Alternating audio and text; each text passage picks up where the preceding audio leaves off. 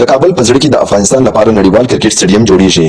د افغانستان کرکټ بورډ اعلان کړی چې د کابل ښار په 14مه ناحیه الوخیلو سیمو کې یو ستر نړیوال کرکټ کمپلیکس جوړیږي چې د افغانستان د کرکټ په تاریخ کې به تر ټولو لوی او عصري سټیډیم وي. د راپورونو له مخې د دې پروژې لګښت شاوخوا 45 میلیونه ډالر اټکل شوی او بشپړېدو ته په نږدې 6 کاله وخت نیسي.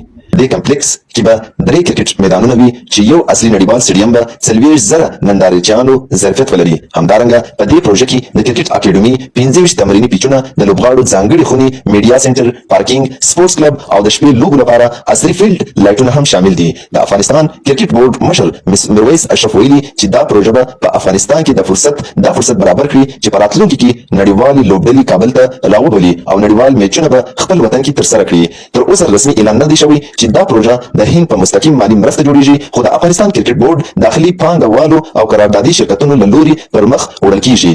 دا پروژه لومړی مرحله د جی اس پی گرین سټار سټیټ پاور شرکت لخوا عملي کیږي. د افغانستان نوی روزونکی ریچارډ پوبس هم کابل ته رسیدلی او راتلونکي سیالي لپاره د لوبغاړو چمتووالي کمپونه روان دي. کرکټ مینوال وایي دا سټیډیم به د افغانستان لپاره یو تاریخي بدلون وي او راتلونکي نسل به خپل هیواد کې نړیوال کرکټ وګوري. نو تاسو څه نظریه ده ماته په کمنټ سیکشن کې ضرور خپل رائے راکړئ.